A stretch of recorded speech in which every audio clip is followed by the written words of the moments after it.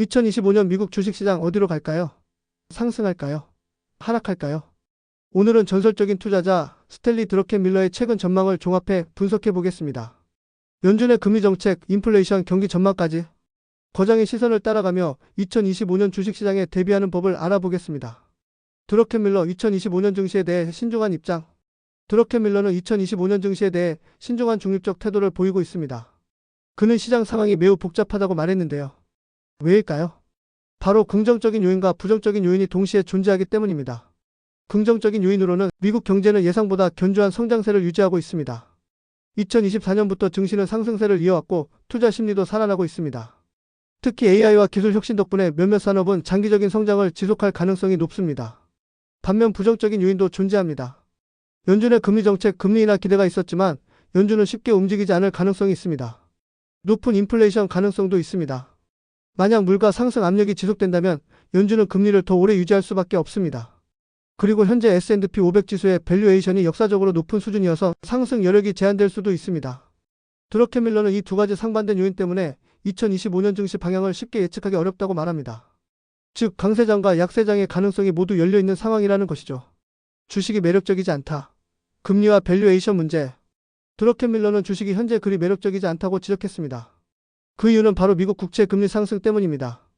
10년물 국채 금리가 상승하면 주식의 기대 수익률이 낮아지고 안전자산인 채권의 수익률이 오르면 투자자들은 주식보다 채권을 선호하게 됩니다.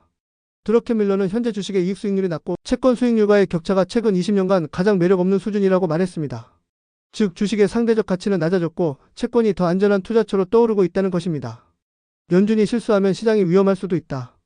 드러켄밀러가 가장 우려하는 점은 연준 패드의 정책 실수입니다. 그는 연준이 너무 일찍 인플레이션과의 싸움에서 승리를 선언했을 수도 있다고 경고했는데요. 만약 인플레이션이 다시 상승하면 연준은 금리를 더 높이거나 오랫동안 유지해야 할 것입니다. 그럼 주식시장은 하락 압력을 받을 수밖에 없겠죠? 드러켄밀러는 특히 정부의 부채 문제도 주목해야 한다고 말합니다.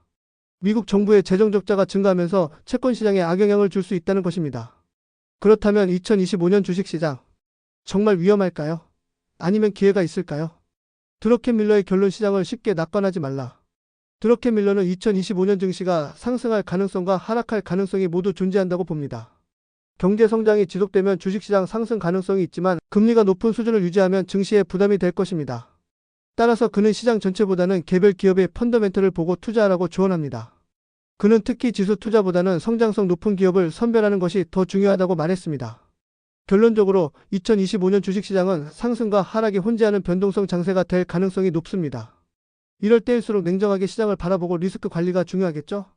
오늘은 전설적인 투자자 스탠리 드러켄밀러의 2025년 증시 전망을 살펴봤습니다. 그가 말하는 핵심 포인트 정리. 첫째, 주식시장 전망이 불확실하다. 상승과 하락 가능성이 공존한다. 둘째, 높은 금리로 인해 주식보다 채권이 매력적일 수 있다. 셋째, 연준의 금리 정책과 인플레이션을 주의 깊게 봐야 한다. 넷째, 지수 투자보다 개별 기업 분석이 더 중요해진다. 여러분은 2025년 주식시장에 대해 어떻게 생각하시나요? 드러켄밀러의 전망이 맞을까요? 아니면 다른 가능성이 있을까요?